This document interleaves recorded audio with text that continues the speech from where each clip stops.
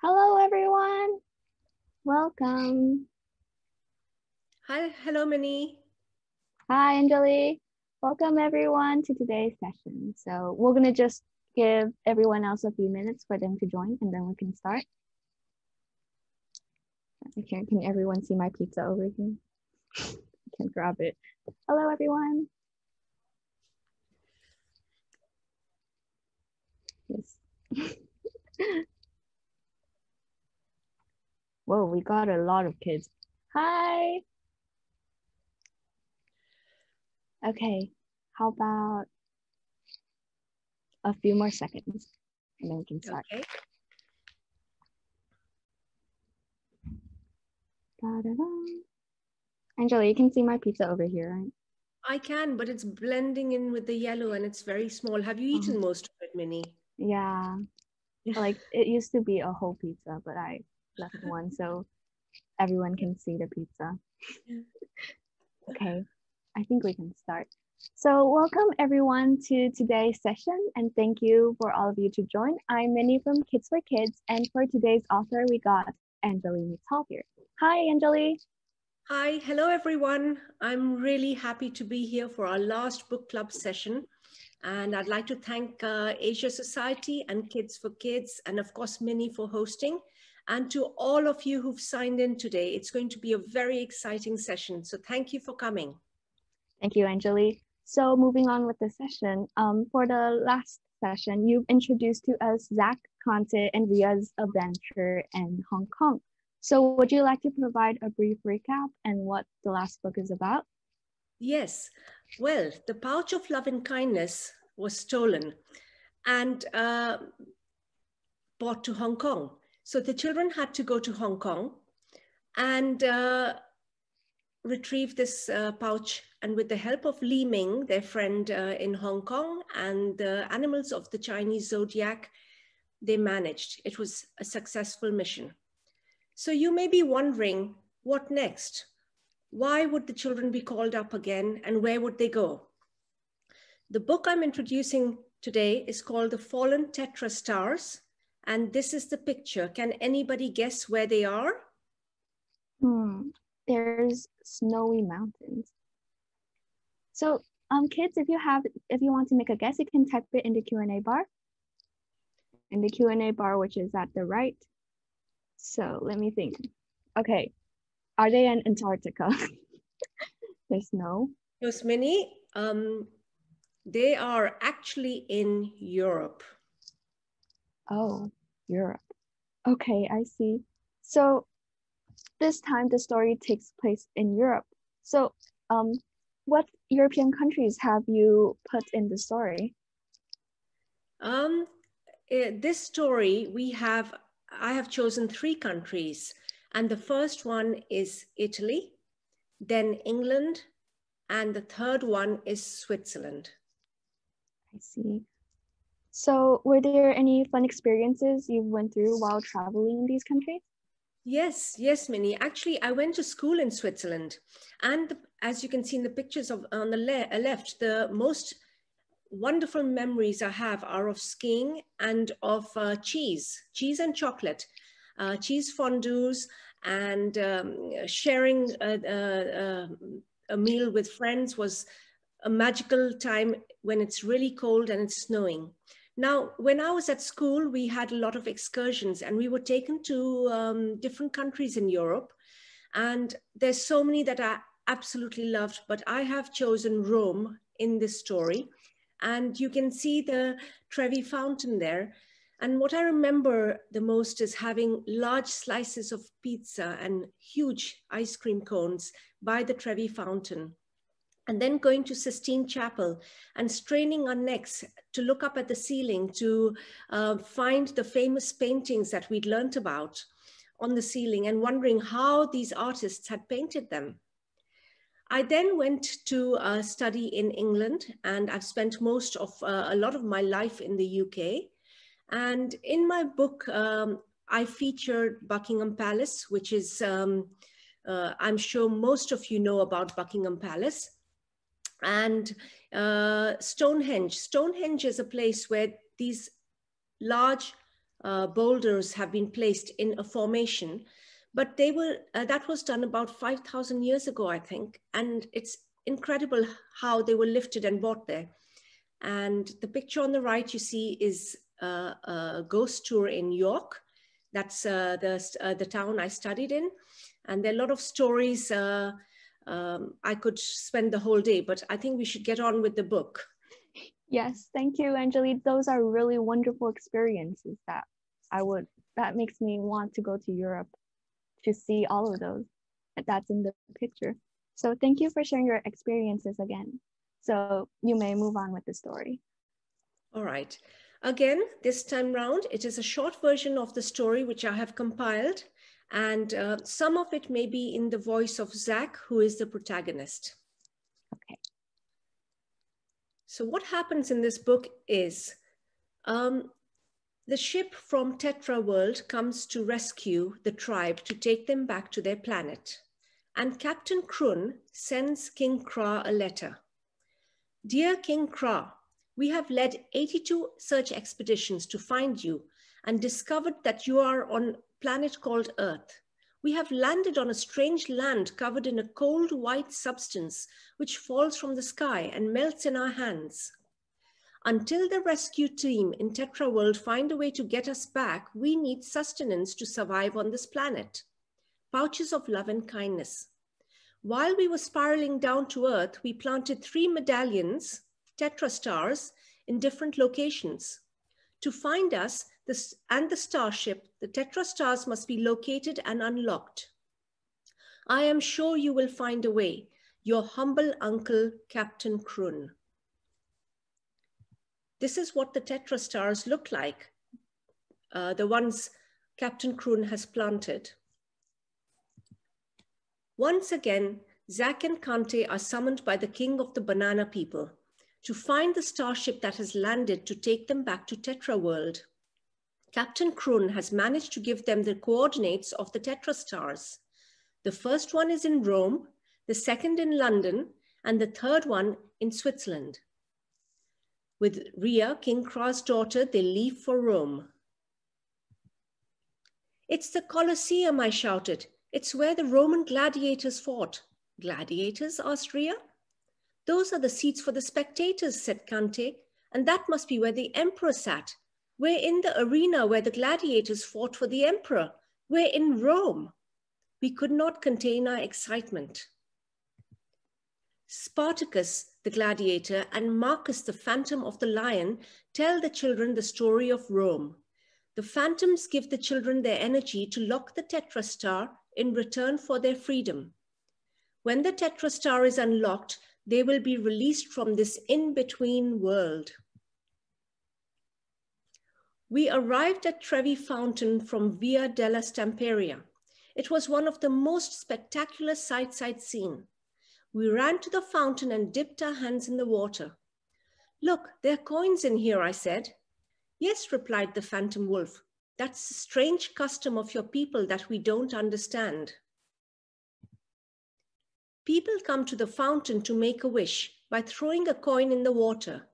Often they wish that they will return to Rome again, or they wish to find love. A motorbike skidded to halt beside us. A young man removed his helmet and curly locks fell across his face. Ciao, he said. I'm Antonio. Welcome to Roma. Let's talk over a slice of pizza and some gelato. Do you know where the TetraStar is? I asked. For that, I'll take you to Vatican City to meet the Cardinal. He will know. They meet Sammy and Zia, the royal children. When war broke out in their country, they got separated from their parents, the Sultan and his wife. The Sultan told the children about the kindness of the people from Tetra world. Sammy informs them that they are not the only ones who know about Tetra world.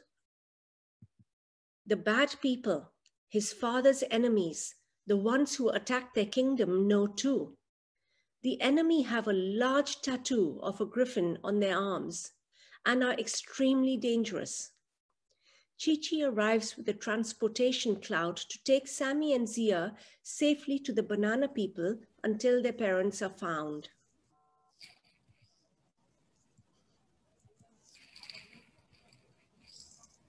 At St. Peter's Basilica, Cardinal Bassetti explains that the clue to locating the TetraStar is in a painting in the Sistine Chapel. Having searched the ceiling, they find the TetraStar under the Creation of Adam, Michelangelo's painting. They use the energy from the phantoms of the Coliseum to unlock the TetraStar. It tells them that their next destination is London. Big Ben chimed as we arrived at the House of Parliament in London. We found a note that read, "Go to Buckingham Palace. Within the hour, the corgis will be in the private gardens. They will tell you how to get to the second TetraStar." Crowds of people were gathered at the gates to see the changing of the guard. Okay, so everyone, for the first activity of this session, I'm gonna ask you a question and feel free to type your answers and guess into the Q&A bar. I'll later read them out. So for the first question we're gonna ask for this session is, how many rooms are in the Buckingham Palace? So as you can see, Anjali had nicely put a picture of the Buckingham Palace on the right. So you can look at the picture and try to guess how many rooms are in the palace. So feel free to type your answers and guess in the Q&A bar. So Anjali, why is the Buckingham Palace so important? Well, it's the main residence for the Queen. It's her main home. And that flag that you can see in the picture, that is always up and hoisted when the Queen is in residence. She does have other homes, but this is her main house where she lives. I see. So this is where the Queen lives, so it should have a lot of rooms. So have you went to the Buckingham Palace yourself? I have.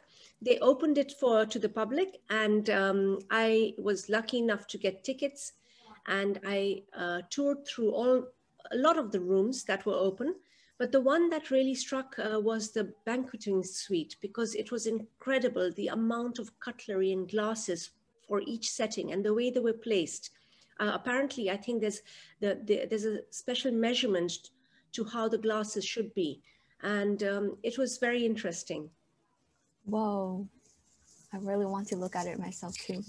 Okay, so let's take a look at what the kids have answered. So first one, we got 1,000. Whoa, pretty ambitious guess. 22, 61, 55. Adam said 32 room. Lucas said 22 roofs. Crystal and Chandler 33, 32, 1,775 rooms. Oh, Brandon said 28, 32. How did they get so specific numbers? 22, 30, 34, 120. Well, that's a large variety of numbers, we'll see. So 100, and Mavis said 45. So, Anjali, do you know actually how many rooms are in the Buckingham Palace? Yes, I think there are about 775 rooms. Correct. Can you imagine having a home with 775 rooms? I'll be lost. Yes. So, okay, thank you, Anjali. You may move on to the next page and carrying on with the with story. Yes. Finally, 2 corgis bolted out of the palace and onto the lawn. "Please, we need your help," whispered Ria. "Hello, dear," said one of the dogs. "My name is Willow and this is Holly. How can we help you?" Ria explained that we needed to find the second TetraStar. The corgis tell them about a lad who they'd come across. "When we met him, he begged us to pass a message to you, that the TetraStar is with him and that he'll protect it until you come for it. You'll find him in the city of York." So off they go to York. We arrived at the Golden Fleece pub with a large sign outside which read, "The Golden Fleece Inn, rooms available, complimentary breakfast, and ghost tours." I cringed. The corgis had told us that York was one of the most haunted cities in the world. The door creaked open. An old-fashioned lamp in the corner near a coat stand lit the hall. The dark wooden floor creaked under our feet, and so did the staircase, although nobody was on it. Narrowly escaping the howls and spirits on the way, we reached the safety of our rooms, and once we were in, we locked the door. "Who's this lad?" asked Ria. "His name is Oliver Hastings, and you'll find him in the Chapter House bookshop in a street called the Shambles in the city of York," said Willow. "Where's the TetraStar?" Ria asked Oliver. "It's safe," Oliver replied with a grin on his face. "I've spent my life studying Tetra World." "Take us to the TetraStar," demanded Ria. "I'm willing to disclose the location of TetraStar to you," said Oliver, "but there's one condition." "What condition?" asked Kante. "You'll have to promise me a seat back to Tetra World once the ship is ready to return." Oliver Hastings hid the TetraStar in the safest place ever, under the wax figure of torture in the York dungeons. Using the power from the first TetraStar, they unlocked it, and this is what it said. "You have now found the first 2 TetraStars, but that's not enough. You must travel to the land of the Druids, where the grand stones stand, and there you'll get enough power for the TetraStar to reveal the next destination. Go to Stonehenge and wait for the summer solstice, for that's when your TetraStar will be empowered." Before they leave the city of York, they come across 3 ghosts at the inn: One-Eyed Jack, Lady Peckett, and Captain Monroe, who get hold of the TetraStar and refuse to give it back until their condition is met. They want their independence back to haunt the inn as and when they please, like they used to. To get the TetraStar from the ghost, the children have to get the innkeeper, Mrs. Bradshaw, to sign the document to allow them to haunt whenever they want to. "How do we get to Stonehenge to meet the Druids?" asked Ria. "To meet the Druids, you must travel back in time," said King Kra. "You'll have to use the time capsule to get there." Ria picked out a yellow capsule from her box. "Here it is. This is the capsule that'll take us back in time. Stand aside." Ria placed the bright yellow capsule on the bedroom floor and sprinkled some green dust on it from her box of powders.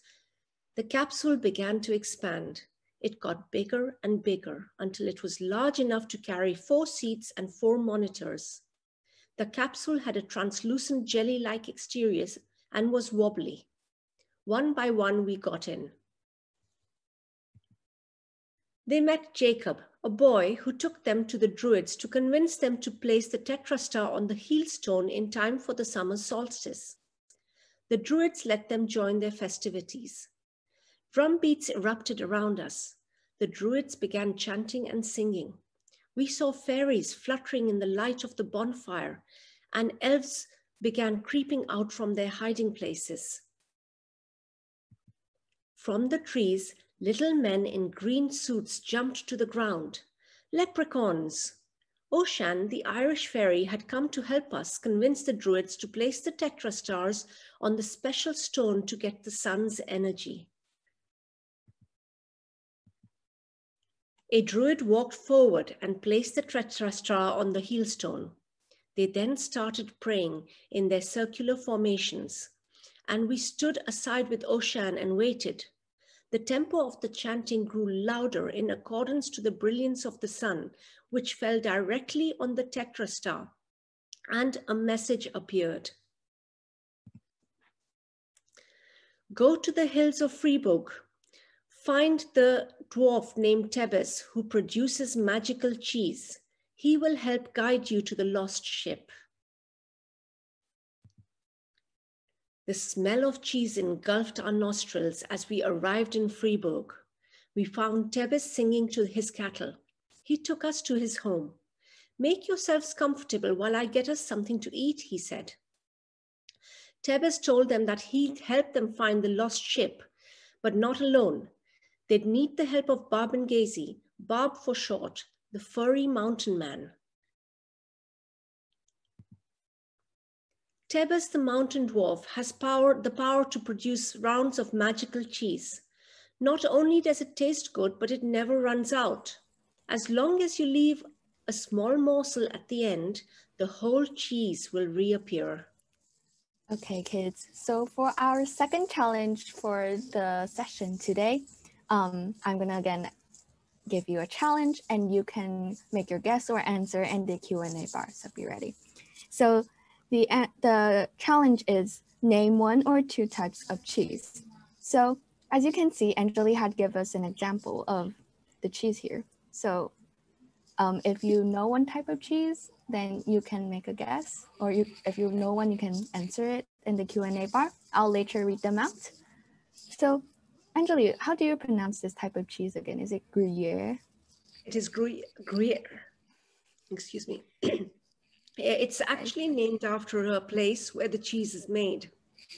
Oh, I see. Medieval town of Gruyere. And when you walk up to this town, you have to go up a hill. And before you even reach the top, you can smell the cheese. It's a really pretty town with a chateau and lovely little restaurants where all they serve is cheese. Really? So how do they make the cheese? They make the cheese in big vats. They have cows around grazing on the hills and slopes, and all the cows have one of these bells around their necks. It's very distinct in Switzerland.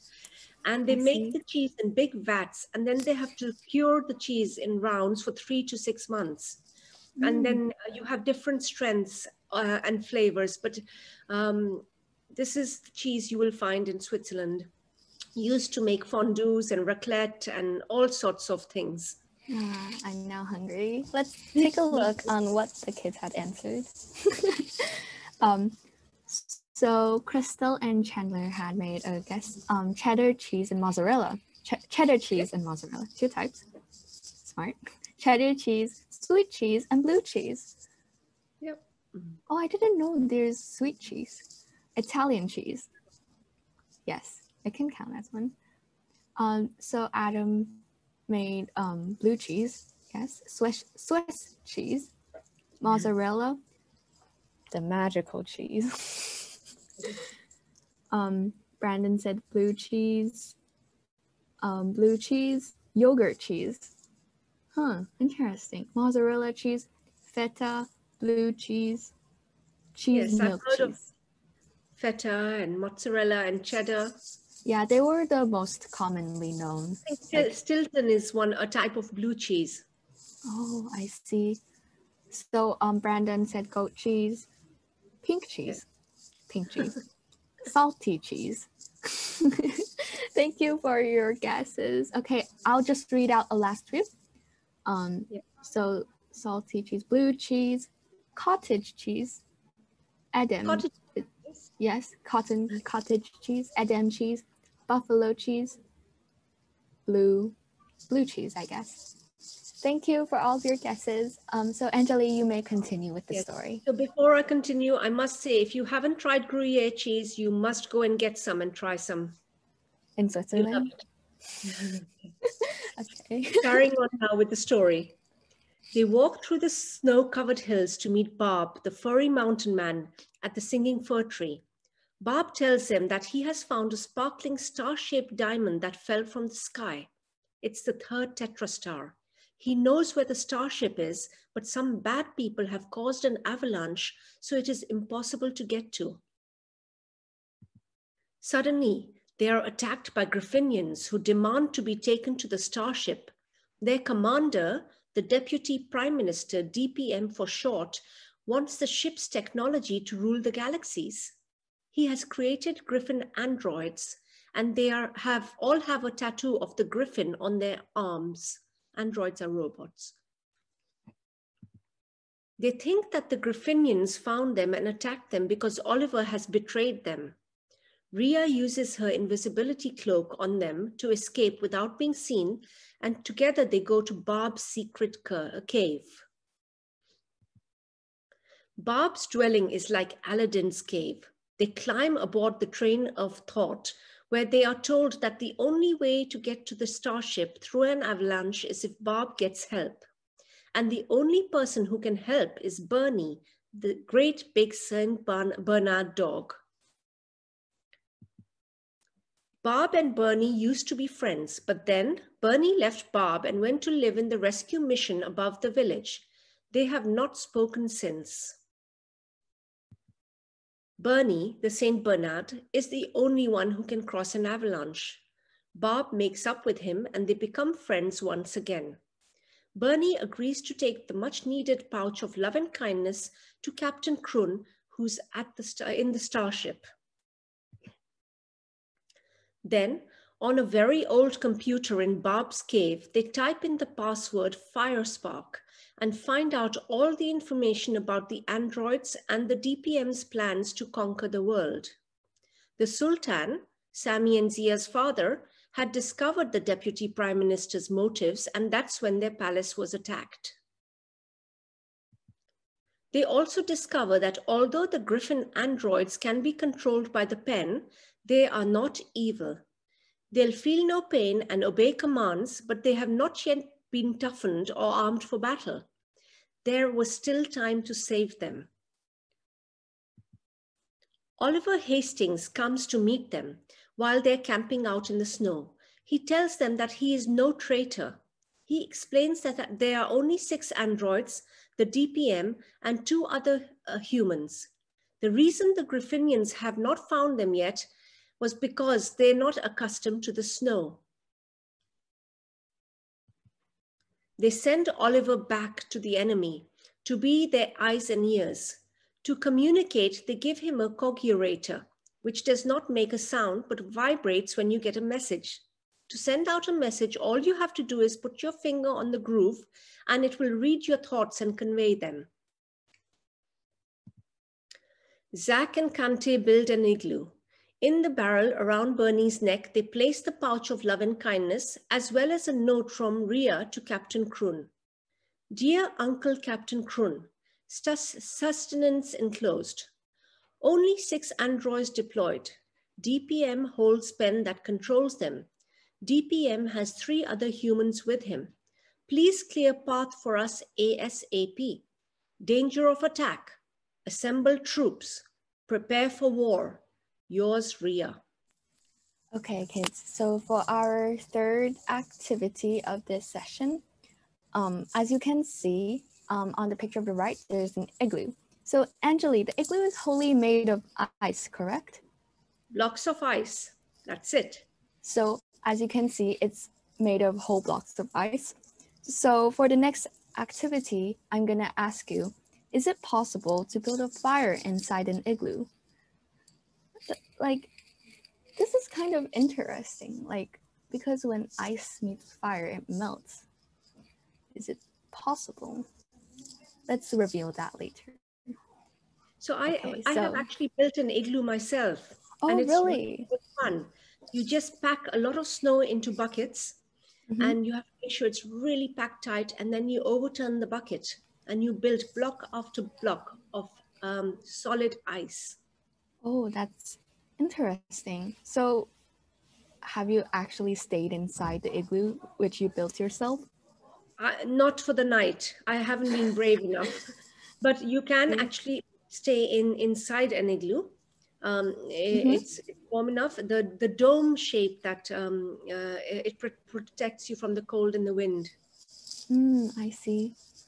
Okay, so let's take a look at the answers the kids had made.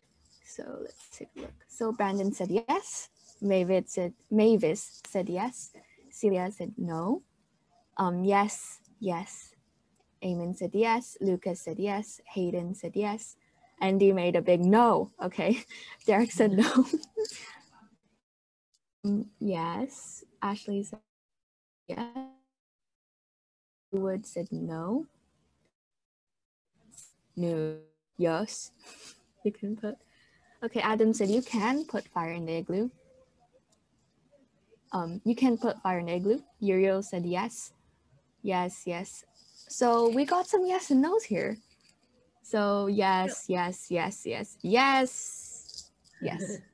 Oh, Hayden said he built it before. Okay. Oh, So can you build a fire in an igloo, Anjali? well, actually, the answer is yes. And the reason the ice doesn't melt is because it is so cold. By the time the heat reaches the cold, the ice freezes again. And ice is a very good insulator. So you can keep the temperature up to 16 degrees inside the igloo because it won't let the cold in. But because the heat from the fire is by the time it reaches the roof of the igloo, it freezes the ice again because it's so cold. So yes, you can build a fire inside an igloo. That's really interesting, but the temperature outside needs to be really cold. Oh yes, yes, and it does get cold in the winter. It will be that cold. Okay, I see. So thank you, But I've never Anjali. done it myself. I've never built a fire inside an igloo. That would be pretty risky. Yes. So thank you, Anjali. You may carry on with the story. All right. Continuing. Oliver sends them a message through the cogurator telling them the DPM's plans. As soon as the path is clear, they will move towards the starship. En route, the DPM captures Kante and Tebes to use them as leverage when they meet Captain Krun. The DPM removes the pen from his coat pocket. It looks like any writing instrument, but soon we realize it is the pen. He holds the lid and points it at Zoo, one of the androids. The tattoo on Zoo's arm comes to life. The claws of the eagle reach out as the lion's unruly hair swing from side to side. Zoo's body elongates. His eyes become bloodshot. Smoke comes out of his ears. We need control of the pen, says Tebes. The DPM threatens to put Tebes in a vat of vanishing potion, which will take away his powers of making magical cheese. There is no way to warn Captain Krun that they are bringing the enemy with them. When they arrive, Rhea runs towards Captain Krun, her uncle, and tells him about her captured friends. The captain has no choice but to let the DPM and his men into the starship. The androids' names are Zoo, Robo, Kaim, Suli, Zeva, and Kili. They are under the DPM's command as he controls them with the pen. In the innovation pod with Captain Krun, they have 10 minutes to get everything the DPM needs ready. The 3 TetraStars and the pouch of love and kindness are secure. Captain Krun tells them that Oliver Hastings has sent them vital information which will help them outsmart the Griffinians. This includes the secret chemical formulas for griffin tattoos on the arms of the androids and also for the contents of the pen. The team in the starship have made some adjustments with this knowledge to outsmart the DPM. In the laboratory, the 6 androids are injected with a chemical the DPM thinks will make them accept weapons and be aggressive. Captain Krun's team have managed to mimic the chemicals thanks to the information Oliver has sent them and have replaced it with the serum of love and kindness. The chemical formula looks identical to what the DPM is expecting, so he is not suspicious. When the androids wake up, although they are equipped with weapons, their souls begin to develop because of the love and kindness in them. They do not obey the DPM's commands, which makes him very angry. The pen contains sodium, and when it is released, it reacts with the moisture in the air, creating corrosive sodium hydroxide, which irritates the tattoos on the androids, making them irate. Unknown to the DPM, this has been tampered with. Chlorine is now released when the pen is triggered, and the sodium will react with it, producing a lump of salt, sodium chloride, and the tattoos will not be activated. Simple chemistry. The Sultan and his wife arrive on the starship. Chi-Chi brings Sammy and Zia there too, and the family are reunited. The Sultan tells them that they will stay on the ship for a fortnight, and after that, they'll go back to their country. Captain Krun's cloud of magic dust starts to rebuild the Sultan's palace. Marble structures with gold designs take shape and grow taller and taller. The Sultan gives Oliver the Medal of Highest Honor. Captain Krun then tells the androids that they are no longer slaves to anyone and they are free to do as they please. As time passes, they will acquire more human characteristics. They will learn humility, compassion, and their bodies will change too. The love and kindness they have received will help them live good, honest lives. They can get rid of their weapons and tattoos if they wish to do so. The androids decide to go back with the Sultan to his country and serve him. The androids. Robo is muscular, but he is rather shy. It has taken him a while to ask Keely out. Keely tries to hide her third ear when no one is looking. She wants to be like other human females. Zoo and Kaim are best friends, but they have never been able to display kindness to each other. Suli wants to learn to play the piano someday. Zena would like to become an actress. She'd like to grow her hair and learn how to use makeup. What happens next? The Sultan strips the DPM and his team of their powers, and they are taken into captivity. Barb, Tebes, and Bernie ski back to Grumence to meet Barb's cousin Robin for raclette on their way back to Barb's cave. Our last night on the ship, we had a party. There was music and dancing and fluorescent disco lights bouncing around the room. Robo took Keely by the arm and led her to the dance floor. Oliver asked Rhea for a dance. Rhea slowly melted into Oliver's arms. She was happy. Tebes gifts a round of magical cheese to Captain Krun.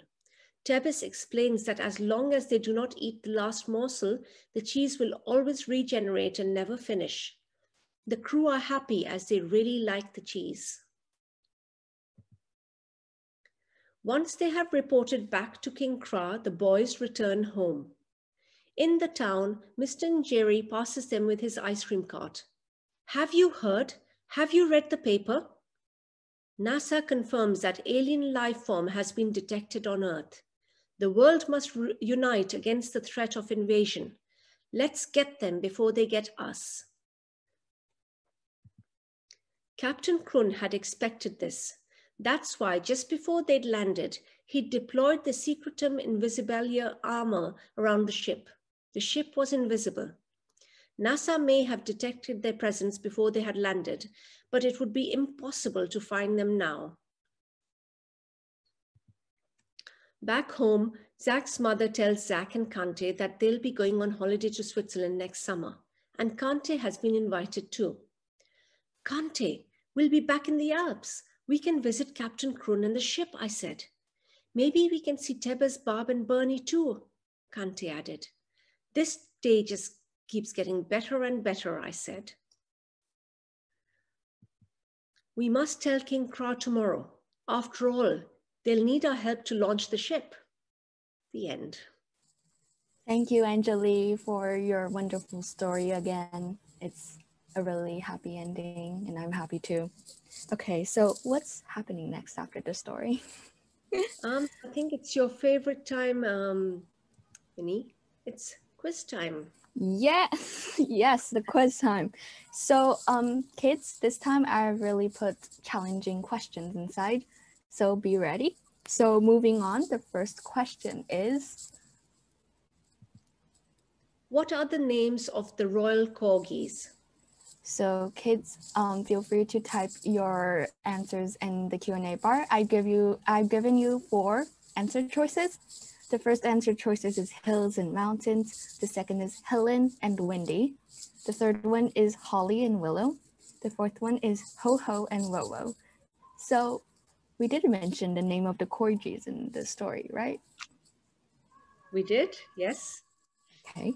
So why is the queen so fond of the corgis, though? I'm curious. The queen has been fond of corgis ever since she was young, and I think she was gifted one for when she turned 18. and she's had 30 corgis up to now. Wow.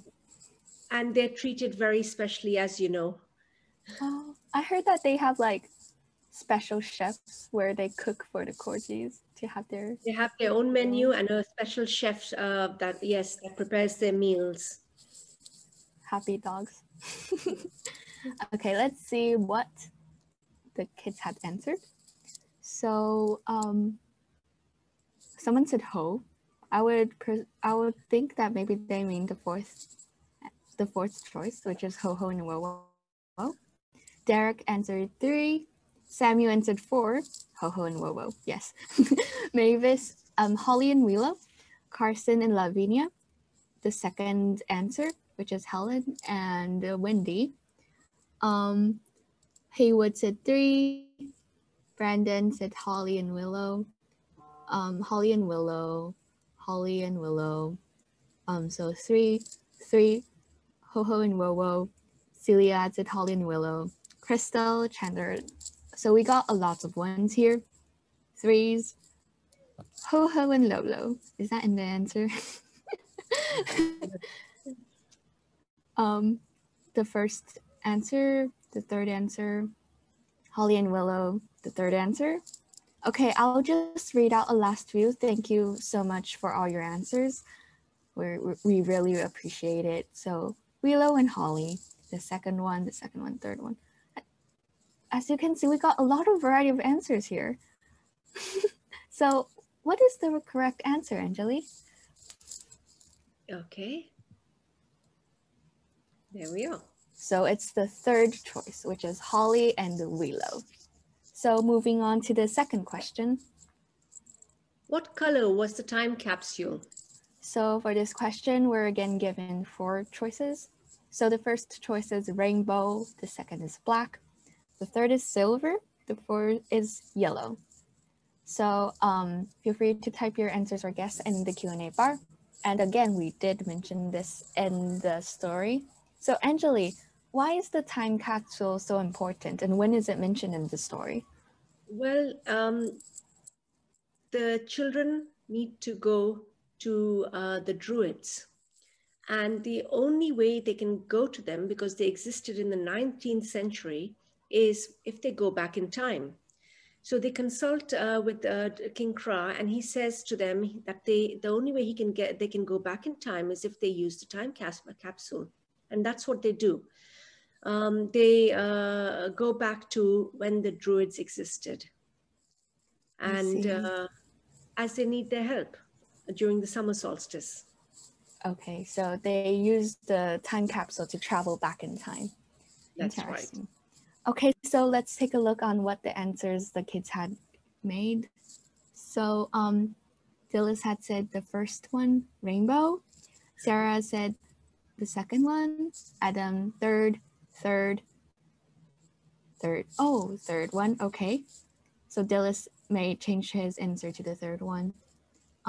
Third one. Oh, lots of 3s. Okay, we got some 4s. Ashley, Lucas, and Guinea said 4. Celia, yellow. Derek, 4. Samuel said 1 or 2. Okay, interesting. Yura said 2.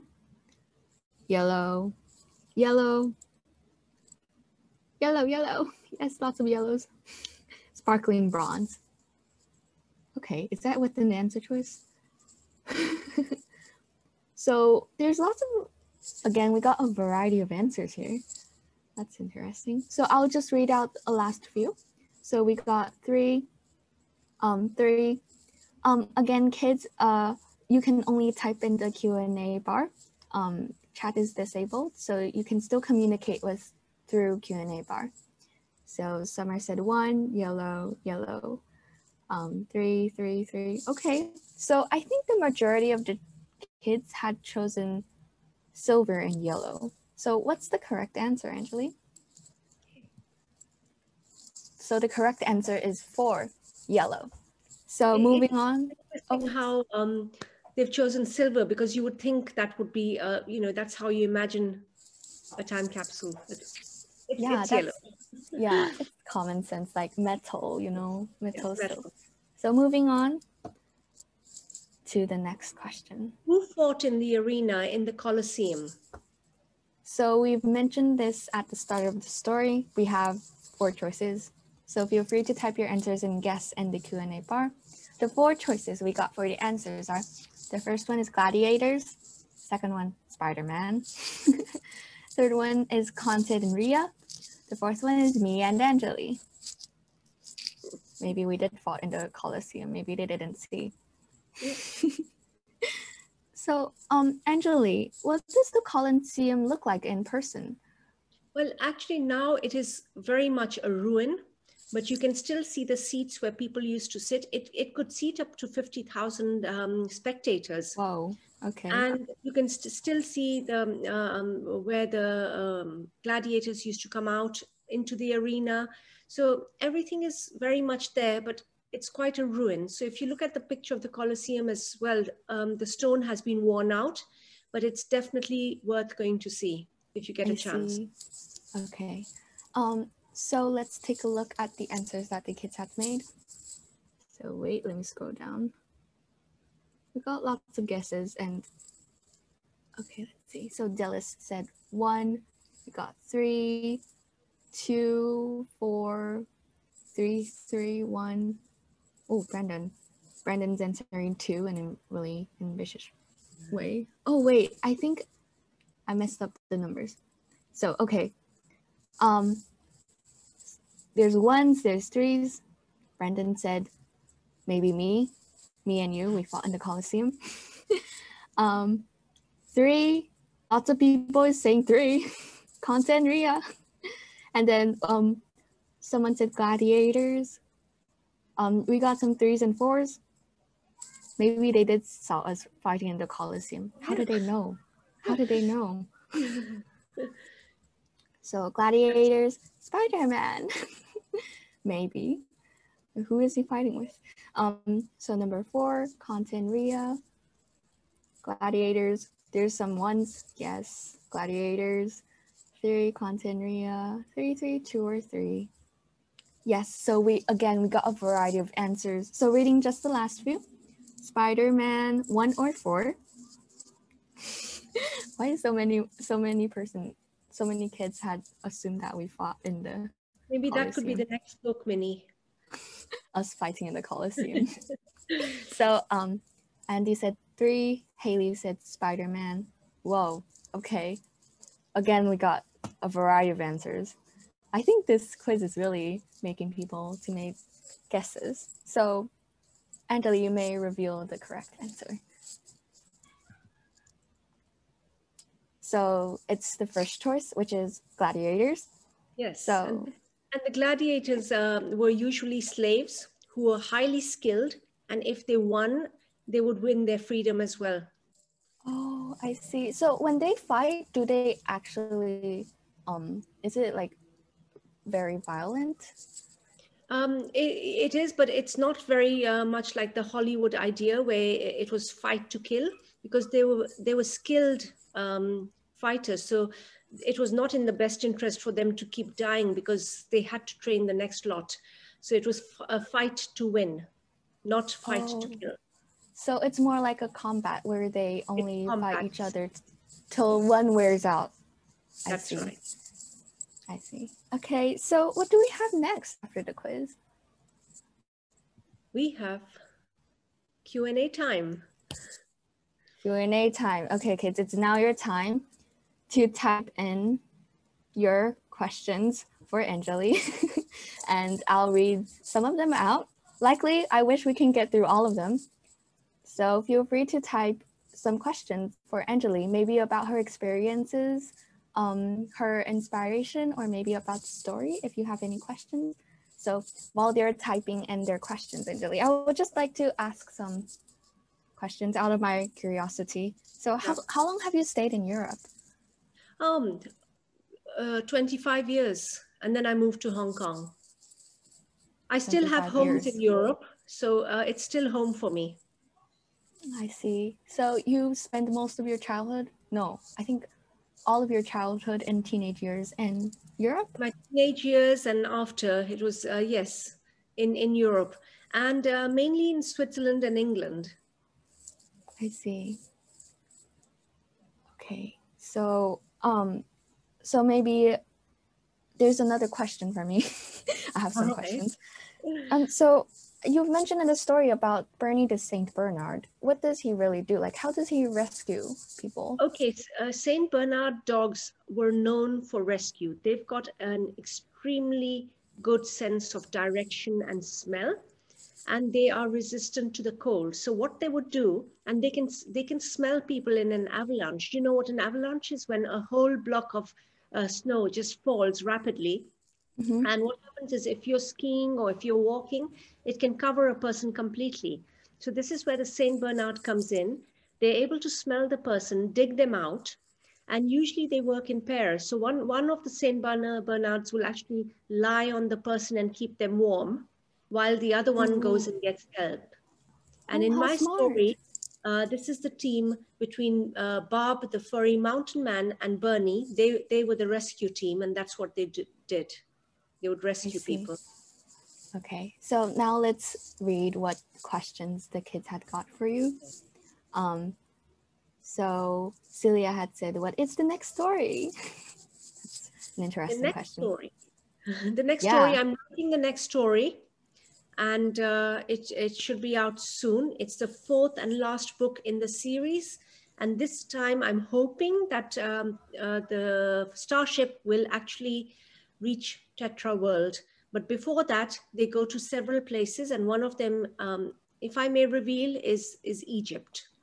Ah, I see. So possibly we're going to see Anjali again, and maybe she's going to share her story about Egypt. Okay, so Brandon said I said it as well. Okay, I got it. Okay, it's the first one. Yeah, because there's some answers we got messed up, but we got through most of the answers. So thank you so much for all your questions and answers and your contribution. I really appreciate it. So someone had asked, what other places have you been to? In Europe, I've been to Germany, I've been to Spain, I've been to, I've been to Norway, I've been to most of Europe.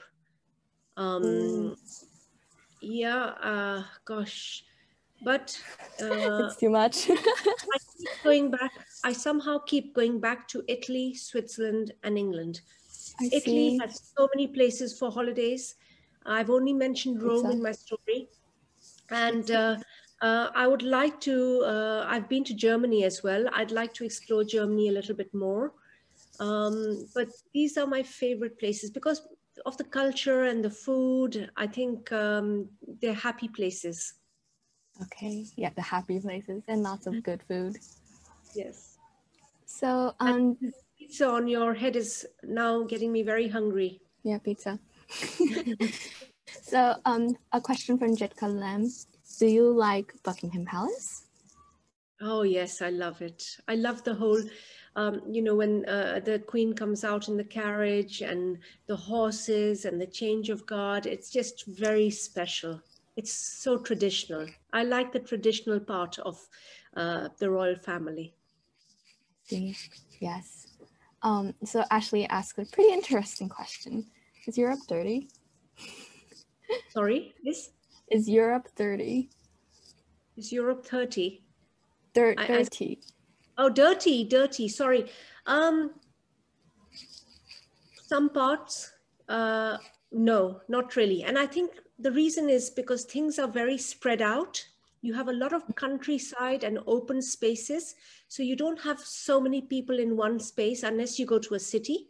And then some parts of a city, of course, where it's crowded, you'd feel that way. But otherwise, everything is quite spread out. And you see a lot of countryside and green fields. So no, it isn't.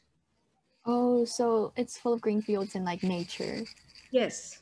Everything is quite spread out. I see. So another question. Eamon asked, do you like cheese?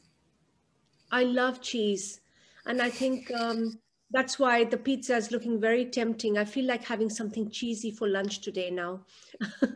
I love all forms of cheese. If you have not tried cheese fondue, I would suggest you do it straight away. There are places in Hong Kong you can go for cheese fondue. Definitely they are. And you will, and especially when it's cold, and winter is the best time. And it's a great way of sharing a meal with friends. I see. I see. So, a following up question: how do you get the idea of the fallen TetraStars? The fallen TetraStars, how did I get the idea? The ideas of all the other different places I've mentioned, these are to do with my life experiences. For example, incorporating Sistine Chapel, because I was so fascinated by the paintings on the ceiling. But the actual overall idea is because the banana people are, after all, a tribe from another planet. So they needed to be taken back to their planet eventually. And therefore, the starship comes to Earth. And that's where I got my idea. And this is the first step in trying to get them back to where they belong. Whoa, how creative. Like, that's really interesting. So I'll just read out possibly the last 2 or 3. Right. Unfortunately, that's what time have left us with. So Haley asked, Teacher Anjali, you do love traveling. So that's a comment. I love traveling, and I hope all this pandemic business stops soon so I can start traveling again. I see. So a question from Brandon. Did you marry someone? Unfortunately, I'm taken, Brandon. Yes, I have married someone. Yeah. Well. Okay. How about, let's say, the last 2 questions. These are short questions. So okay. Lucas had asked, where do you live? I live in Hong Kong now, but I also have a home in England and in Switzerland. So I spend my time in all 3 places, really, but mainly in Hong Kong. Although I've been stuck in England for a while now because of the pandemic. I see. So I think Hayden, like, his question is, what do people fight? I think he meant, like, what do the gladiators fight for? Yes. It's actually like a sport. Like you would have fencing, you know, we have fencing now in our, it's just a skill, a combat skill. And I think the last fight ended in 435 AD. So it was a long time ago. Since then, our sports have developed. We have football now, we have rugby, we have things that are different. So it was really a sport, and it was a skill of how they fought. Oh, so it's like us watching a football match. Exactly, because you'd go to a stadium, which is the same concept. Okay, I see. Okay, so thank you, Anjali, for answering all the questions. Unfortunately, we didn't get through all the questions. We have a bunch.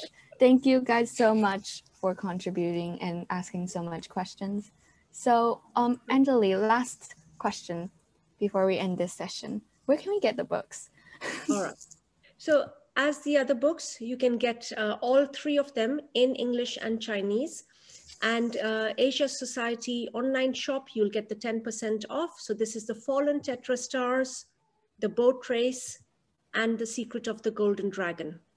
I would advise you, if you read Chinese, to read them in both and compare. It'll be a good exercise.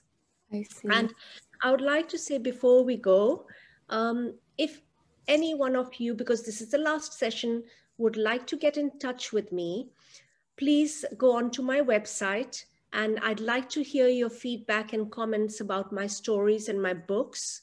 And it's www.anjalimittal.com. And if you have short stories or anything else you'd like to share with me, I'd love to hear from you. And I hope to see you again one day in Hong Kong at your school's meeting. Oh, really? Okay. Yeah. Maybe one day I'll see you. So thank you, Anjali, for sharing her wonderful stories with us. And thank you, everyone, for joining to our session today. So that would be it for today's session. Bye. Have a good evening. Thank you very much. Goodbye. Thank you for coming. Bye-bye. Bye-bye.